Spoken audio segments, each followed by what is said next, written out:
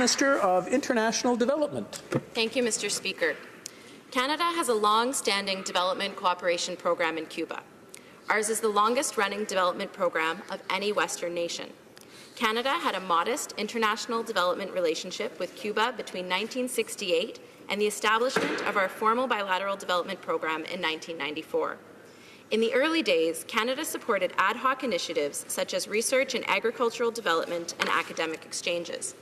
Au fil des ans, la présence canadienne dans l'aide internationale au développement à Cuba s'est adaptée au contexte changeant afin de répondre aux besoins du peuple cubain.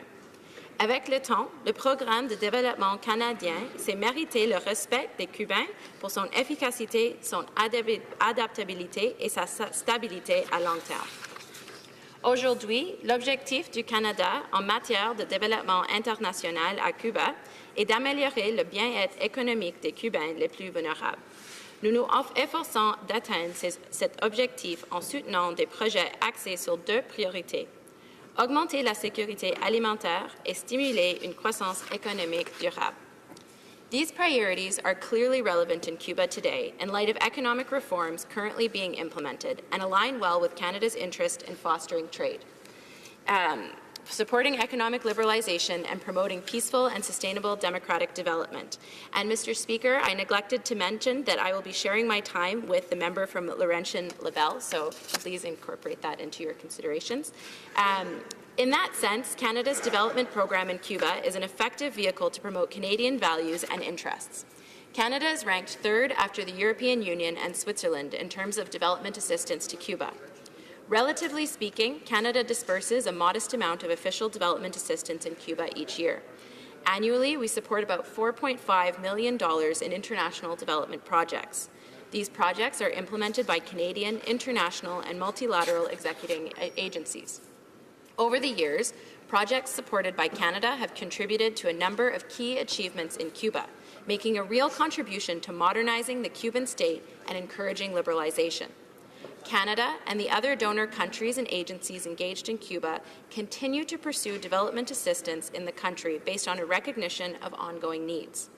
While Cuba leads the Caribbean region in life expectancy, equity, education, health, social spending, and disaster preparedness, it struggles economically. Additionally, food security is a national issue as Cuba still imports 70 to 80% of its food. Predictably, women and the elderly are most affected by food insecurity. Un grave manque d'efficacité de l'économie centrale, la faiblesse des investissements et l'embargo américain continuent de freiner la croissance économique. Le salaire mensuel moyen du peuple cubain est de $30. Cuba s'efforce de développer une main-d'œuvre nationale plus productive, notamment en faisant plus de place à la classe entrepreneuriale et à certains éléments du marché libre dans l'économie. La réussite des réformes cubaines dépendra de l'instauration de nouvelles approches économiques et d'une plus grande efficacité des approches existantes. Dans un cas comme dans l'autre, il faudra d'importants investissements, un renforcement des capacités institutionnelles et individuelles et des changements dans la gouvernance économique. Et c'est dans ce domaine clé que le Canada a pu fournir une assistance à Cuba par le biais des projets axés sur une croissance économique durable. For example, one project funded by Canada works with the Northern Alberta Institute of Technology and Cuba's Ministry of Energy and Mines to help cultivate a skilled and competitive labor force that reflects emerging economic requirements in Cuba. This project has trained thousands of Cuban men and women in high-demand occupations such as the instrumentation, electrical, and millwright fields. Another project that Canada supports works with Cowater International and the Office of the Comptroller General of Cuba. This project has introduced modern auditing approaches and techniques based on Canadian and international models, enabling Cuban auditors to contribute significantly to strengthening institutional accountability in Cuba. Boosting domestic food production and improving food security are also high priorities for Cuba's government, which recognizes the need for modern farming practices, better land use, and more efficient food value chains. This is another area in which Canada has been able to provide assistance to Cuba through its projects focused on increasing food security. For example, a project that Canada supports alongside the World Food Programme and Cuba's Ministry of Agriculture works with farmers to increase their yields of healthy foods, particularly beans. These beans are eaten by children at daycare centers and are served at community meal centers for vulnerable people. Another project with CARE Canada, Oxfam Canada, the Cuban Ministry of Agriculture, and the Cuban Soils Institute is increasing urban and suburban agricultural production, while working to increase sustainable production of diversified food products close to urban centers, especially by Cuban women producers. And, of course, during his recent trip to Cuba, the Prime Minister announced that Canada would be supporting a new project in Cuba with United Nations Development Program and the Cuban Ministry of Agriculture. This project will contribute to economic growth and livelihoods development among poor Cubans through agricultural development. It will create new job opportunities for women who are currently underrepresented in the farming sector in Cuba.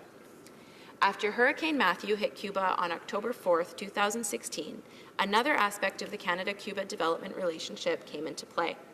Canada provided more than $500,000 to international humanitarian assistance organizations working in Cuba to supply drinking water and sanitation facilities, basic shelter, and food aid for residents in the hardest-hit regions of the country. At the same time, the government of Cuba assisted in the safe evacuation of Canadian tourists who had been vacationing in hurricane-affected areas. These projects all involve participation by many actors, both Cuban and Canadian, across a number of spheres. They are contributing to the changes that many Cubans and Canadians want to see realized in Cuba. Canada's development program in Cuba is just one aspect of the healthy relationship we maintain with Cuba that encompasses diplomatic relations, trade, and consular services. Together, each reinforces and strengthens our overall relationship with Cuba. And as I think it's extremely important to mention today, Mr. Speaker, that Canada, in all of our diplomatic efforts, always champions human rights. It's something our government has done, it's something previous governments have done, and it's something that we as Canadians do every single day. Thank you, Mr. Speaker. Questions and comments? The honourable member for Stormont, Dundas, South Glengarry. I'm sorry. Thank you very much, Mr. Speaker, and I thank my honourable colleague for her speech.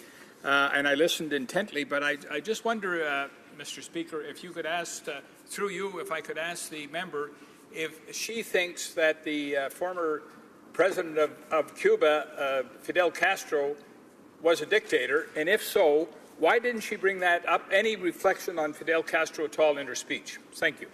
The Honourable Parliamentary Secretary. Thank you, Mr. Speaker, and I thank my colleague for his question. I think it's incredibly important that we state it clearly that in Canada, we do not celebrate death.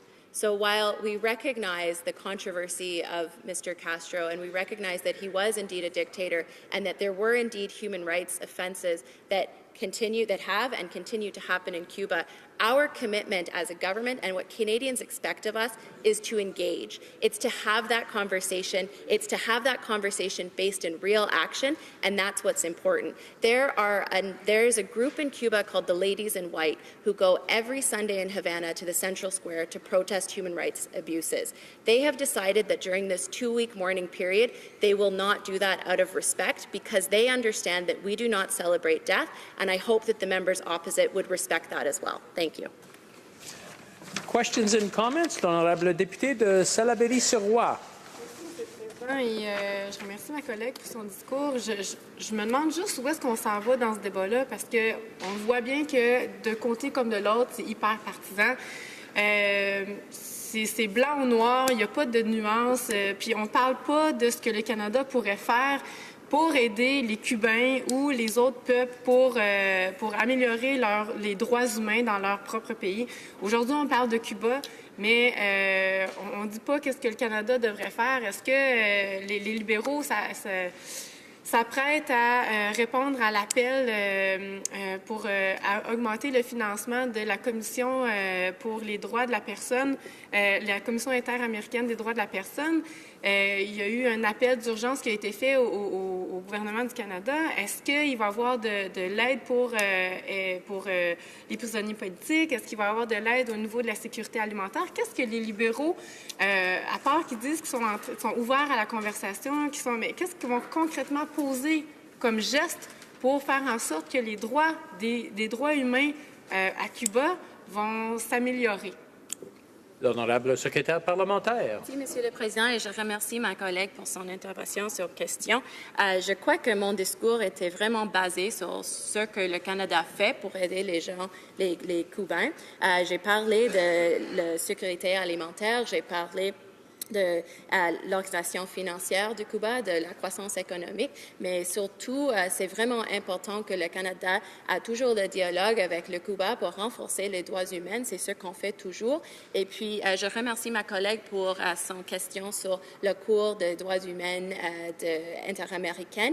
Nous sommes en train de parler avec eux. Moi, personnellement, je crois que c'est vraiment un instrument tellement important pour les droits de la personne dans l'hémisphère. J'ai travaillé avant dans l'organisation des États américains et je vois le bon travail qu'ils font. Et c'est vraiment un forum important puisqu'on peut avancer les droits de la personne partout dans l'hémisphère. Et je suis vraiment contente d'avoir cette question et de s'impulser qu'on continue de travailler ensemble avec eux sur ce sujet tellement important. Merci.